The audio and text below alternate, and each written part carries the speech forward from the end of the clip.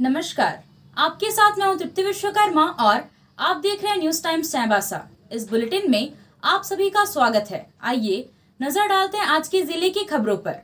कोल्हान विश्वविद्यालय और भारतीय दार्शनिक अनुसंधान परिषद नई दिल्ली की ओर से चाईबासा में आदिवासी दर्शन, संस्कृति एवं परंपरा विषय पर आयोजित 3 दिवसीय राष्ट्रीय संगोष्ठी का आज समापन हो गया। पूरे देश के विभिन्न विश्वविद्यालयों से आए बुद्धिजीवियों ने आदिवासी दर्शन, संस्कृति और परंपरा की ऐतिहासिकता और आज के परिप्रेक्ष्य में उसकी आवश्यकता पर अपने विचार रखे। समापन कार्यक्रम को संबोधित करते हुए कोल्हान विश्वविद्यालय के कुलसचिव डॉक्टर जयंत शेखर ने कहा कि जब राम का वनवास होता है तब भी यही एक समुदाय है जो 14 साल उनके साथ रहता है और भगवान जिनके सबसे नज़दीक होते हैं। माता सबरी के जूठे बेर को भी भगवान ने सहर्ष स्वीकार किया। जनजातियों के कारण ही अखंड भारत सदा से सुरक्षित रहा और बाद में अंग्रेजों के कारण इसका विघटन हुआ। उन्होंने कहा कि हम सबको इस संस्कृति से काफ़ी कुछ सीखने की ज़रूरत है। इसी उद्देश्य से चाईबासा में कोल्हान विश्वविद्यालय की स्थापना भी हुई।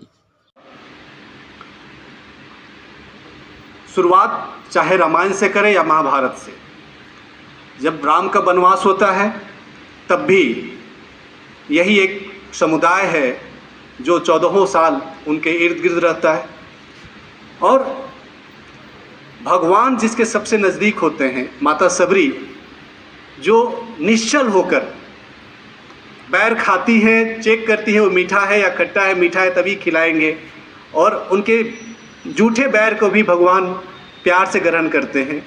ये सीखना है हमें, ये संस्कृति हमें अपने अंदर लानी है। इस कम्युनिटी से, इस हमारे जो कोल्हान बेल्ट है हमारा, ये पूरा बेल्ट और ये कोल्हान विश्वविद्यालय इसी उद्देश्य के साथ स्थापित किया गया था कि ये जो संस्कृति है इसे बचाया जा सके, इसे संरक्षित रखा जा सके और इसे अगले पीढ़ी तक पहुंचाया जा सके। चाहे जब महाभारत में वनवास होता है और पांचों भाई जंगल को जाते हैं, पुनः वहाँ पे यही समुदाय उनकी रक्षा करता है। उनको अपने, जब किसी ने किसी की मदद नहीं की तो हमेशा भारतवर्ष की मदद करने के लिए, या वर्षों से जो अखंड भारत था जिसको कि काट कर 7 भागों में बांटा गया, उस अखंड भारत तब तक अखंड था जब तक हमारे आदिवासी भाई बहन उस सब के प्रहरी के रूप में रक्षा करते थे। जैसे जैसे अंग्रेज आते गए और उनको वहाँ से हटाना जाना शुरू किया गया, वैसे वैसे हम विघटित होते गए। ये कोल्हान विश्वविद्यालय के DSW डॉक्टर SC दास ने कहा कि आधुनिकता की दौड़ में आदिवासी समाज को पिछड़ा के रूप में स्थान दे दिया गया है, जबकि समाज की व्यवस्था और संरचना बहुत बेहतरीन है। वह अपने आप में खुश रहते हैं। सरकार तरह तरह की विकास योजनाएं लाती है और कार्य करती हैं, इसके बावजूद विकास नहीं हो पा रहा है। इसके पीछे सबसे बड़ा कारण यह है कि जो लोग नियम और योजनाएं बनाते हैं वह आदिवासी जीवन दर्शन, संस्कृति और परंपरा को समझते ही नहीं हैं। समाज को पिछड़ा का रूप में स्थान दे दिया गया। आदिवासी अपना समाज जीवन में जैसे भी हो खुश रहते हैं, अपना परिवेश में खुश रहते हैं, अपना दार्शनिक मूल्यबोध का भीतर में खुश रहते हैं।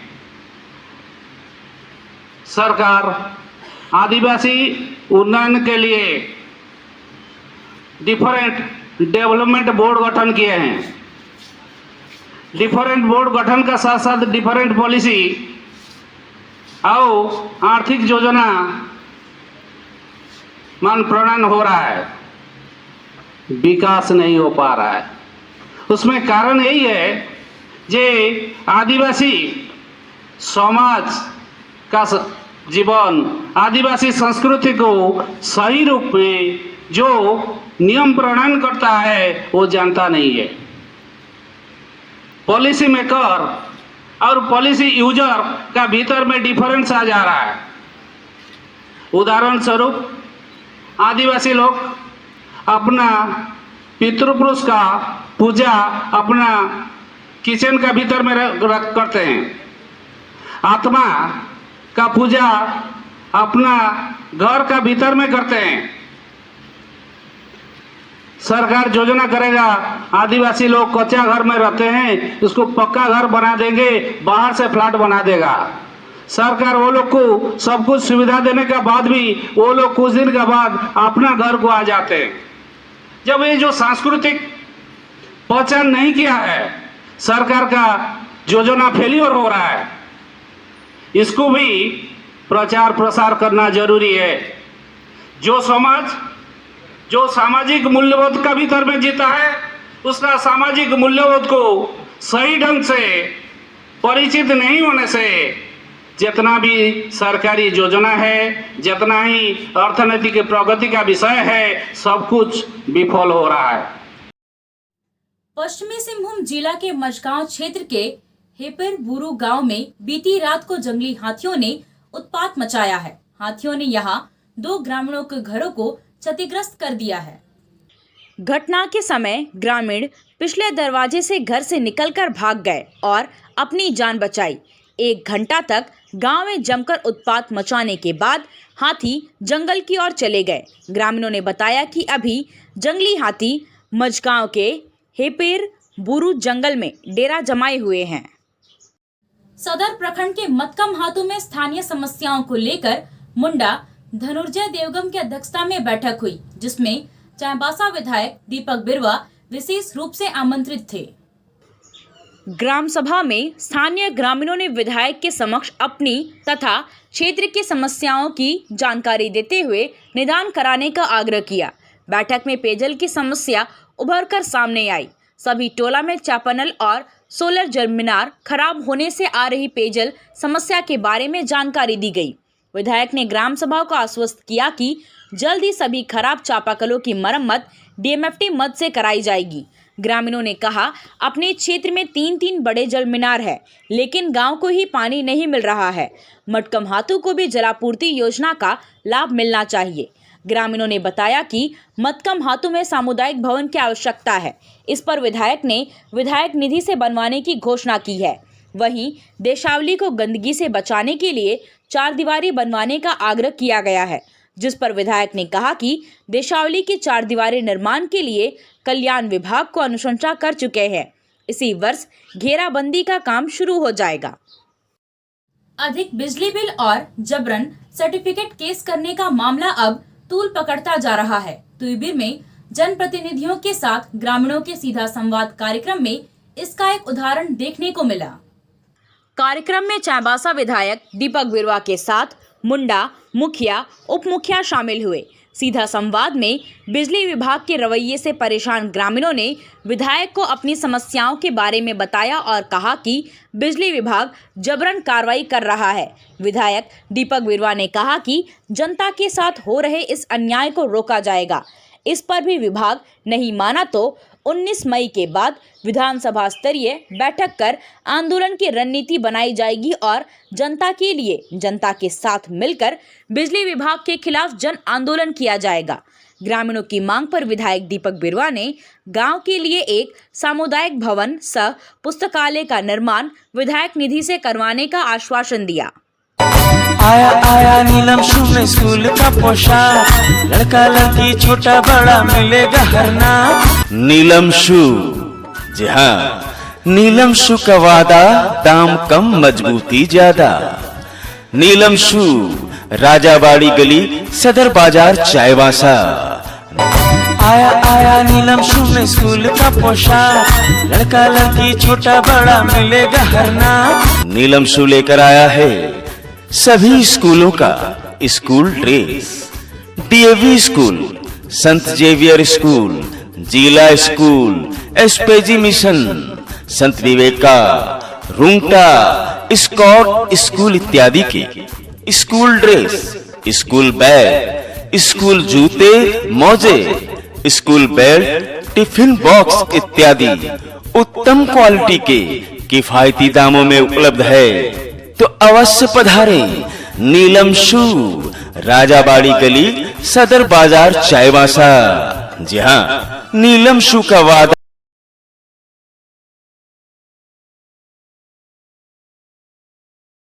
अखिल भारतीय विद्यार्थी परिषद झारखंड प्रदेश की प्रदेश समीक्षा योजना बैठक चाईबासा के पद्मावती जैन सरस्वती शिशु विद्या मंदिर में 19 से 21 मई के बीच होगी। बैठक में पूरे झारखंड के कार्यकर्ता शामिल होंगे। केंद्रीय पदाधिकारी और क्षेत्रीय पदाधिकारी भी इसमें शिरकत करेंगे। प्रदेश सहमंत्री शशि भूषण ने बताया कि बैठक में विद्यार्थी परिषद पिछले 1 साल के कार्य की समीक्षा करेगा और अगले 1 साल की कार्य योजना तय की जाएगी। इसके साथ ही झारखंड प्रदेश की वर्तमान शैक्षिक और सामाजिक परिदृश्य पर भी चर्चा होगी। टोंटो मंडल के पुरना पानी में भाजपा की बैठक मंडल अध्यक्ष लेबिया लागुरी की अध्यक्षता में हुई, जिसमें संगठनात्मक विषयों पर चर्चा की गई। मंडल अध्यक्ष ने कहा कि केंद्र सरकार की ओर से चलाई जा रही जन कल्याणकारी योजनाओं का लाभ सीधे जनता को मिल रहा है, लेकिन झारखंड सरकार इस तरह की योजनाओं को बंद करने में लगी हुई है। जो योजना अच्छी तरह से चल रही है उसको अपनी योजना बनाकर सस्ती लोकप्रियता हासिल करने की कोशिश हो रही है। उन्होंने कहा कि संगठन के लोगों को आम जनता से संपर्क कर केंद्र सरकार की योजनाओं के बारे में बताते हुए उन्हें उसका लाभ दिलाने के लिए कोशिश करनी होगी। वर्तमान झारखंड सरकार ने 3 सालों में टोंटो प्रखंड के लिए कोई भी उल्लेखनीय कार्य नहीं किया है। राष्ट्रीय मेधा एवं निर्धनता छात्रवृत्ति परीक्षा 2023 का परिणाम जारी हुआ है, जिसमें पश्चिमी सिंहभूम जिले के लगभग 72 विद्यार्थियों ने सफलता हासिल की है। इसमें टाटा कॉलेज कॉलोनी मध्य विद्यालय के 6 विद्यार्थी सफल हुए हैं, जबकि पिछले वर्ष इस विद्यालय के 3 विद्यार्थी ही सफल हो पाए थे। परीक्षा में सफल होने वालों में मनदीप पूर्ति, समीर कोड़ा, मोहन सिंह पूर्ति, गुरुचरण आल्डा, संजय बिरुली और खुशबू सवैया शामिल है।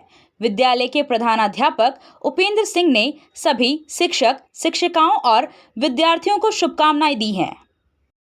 Japan karate association of India Jharkhand पश्चिमी सिंहभूम तत्वावधान में 1 दिवसीय जूनियर कलर बेल्ट एवं सीनियर ब्राउन बेल्ट की कराटे ग्रेडिंग परीक्षा JKAI चाईबासा ब्रांच के मुख्य कराटे ग्रेडिंग प्रशिक्षण केंद्र संत जेवियर कल्याण केंद्र के कम्युनिटी हॉल में संपन्न हो गई।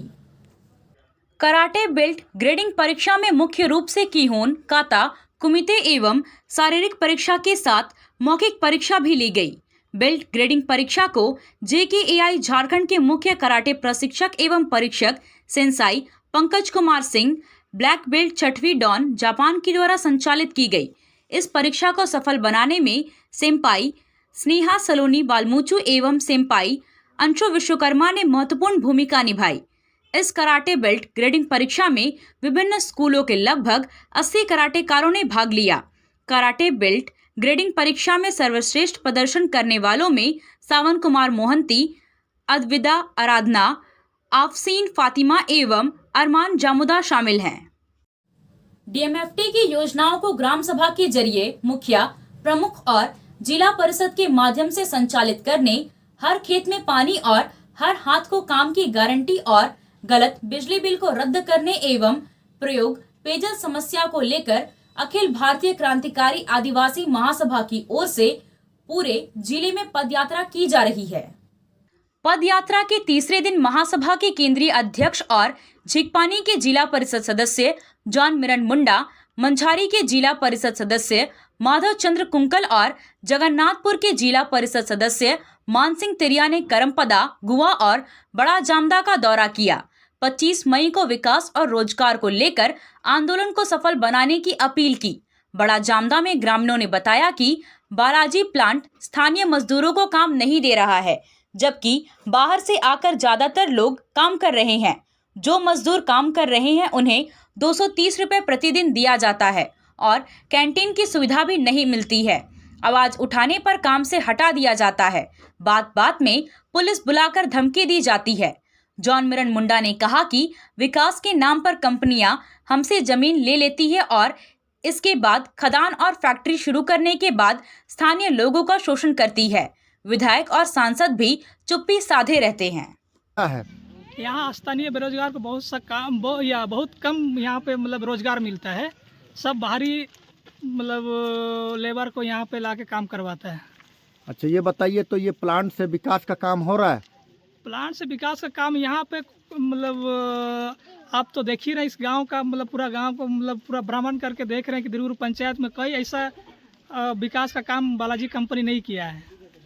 यहाँ ना ही रोड का सुविधा दिया है, ना ही स्ट्रीट लाइट का सुविधा दिया। यहाँ अपना जो फैक्ट्री में काम करने वाला सब जो या गांव घर का आदमी सब यहाँ बस सिर्फ या अंधेरा में जाता है काम करने के लिए। जहाँ रोड के किनारे किनारे इतना 17-18 साल हो गया, कंपनी को यहाँ स्ट्रीट लाइट देना चाहिए। स्ट्रीट लाइट भी नहीं लगाया है गांव में। अच्छा बालाजी प्लांट तो हम यही कहा जितना को काला डस्ट आकर के पानी से लेके बर्तन से लेके कपड़ा से लेके सब डस्ट काला ही काला है। पानी भी काला दिखता है। और उसके बाद इस चीज़ के लिए हम लोग तो अभी 1-2 बार वहाँ लड़ाई हुआ है, बंद किया है, लेकिन फिर भी कोई सुनवाई नहीं है। इसलिए अगर आप साथ देंगे तो हम लोग भी जरूर साथ खड़े हो जाएंगे। कितने लोग बालाजी से लड़ना चाहते हैं? हाथ उठाएंगे तो हाँ? क्या बालाजी से लड़ना है? हाँ। क्योंकि यहाँ बाल बच्चा सुरक्षित रहे। वहाँ पर जमीन भी पूरा आदिवासी का जो वहाँ पर गेट का सामने है, जमीन भी पूरा लूटने के लिए पूरा कोशिश कर रहा है और बोल रहा है कि हम लोगों का जमीन नहीं है बोल के हम लोगों का और धमकी भी दे रहा है। हम लोगों 2-3 बार वहाँ विरोध भी किए हैं, तब भी हम लोगों का बात नहीं सुन रहा है। आप तो पहले वो मुखिया थी ना? हाँ, नहीं मुखिया नहीं थे, हार गए थे। अच्छा प्रत्याशी थे। अच्छा ठीक है। तो उस पर आदिवासी की जमीन है बगल में? हाँ, जाके हम लोगों का जमीन है। बहुत 2-3 बार हम लोग विरोध भी किए। वहाँ पर जो चुप के आदमी सबको लेके वो सबको नापाई जपाई कर रहा था, वहाँ पर हम लोग विरोध किए, झगड़ा भी बहुत किए, गेट भी हम लोग बंद किए थे और बातचीत करने के लिए मालिक के साथ बोले तो हम लोगों को गेट अंदर जाने नहीं दिया वहाँ पर। और पुलिस सबको बुला के हम लोगों को वहाँ से जाइए अभी नहीं होगा बात बोल कर हम लोग। किशोरानंद तीर्थ महाराज आज चाईबासा पहुंचे। यहाँ उनका शहर के लोगों ने भव्य स्वागत किया। इसके बाद पोस्ट ऑफिस चौक से भव्य शोभा यात्रा का आयोजन किया गया, जिसमें बड़ी संख्या में शहर के आम से लेकर खास लोग शामिल हुए। सभी लोग उनका एक दर्शन पाने के लिए लालायित दिखाई दिए। खुली जीप पर बैठाकर बाबा को पूरे शहर का भ्रमण कराया गया। इस दौरान जगह जगह पर लोगों ने उनके रथ को रोककर माला पहनाकर स्वागत किया। शोभा यात्रा के दौरान जमकर आतिशबाजी की गई। चाईबासा शहर के लोगों के लिए किशोरानंद तीर्थ महाराज इसलिए भी खास है क्योंकि वह चाईबासा के ही रहने वाले हैं। लगभग 11 वर्ष पहले परिवार की सारी जिम्मेदारियों को पूरा करने के बाद उन्होंने दाम्पत्य जीवन त्याग कर दिया और राजस्थान के सालासर धाम के समीप अपना आश्रम बनाया। आज वह पूरी तरह से आध्यात्म और साधना में लीन है। चाईबासा के लोग उन्हें किशोर पिरोजी वाला के नाम से भी जानते हैं, लेकिन अब वह किशोरानंद तीर्थ के नाम से भी जाने जाते हैं। आपसे फिर मुलाकात होगी कुछ नई खबरों के साथ। तब तक बने रहे हमारे चैनल पर। धन्यवाद।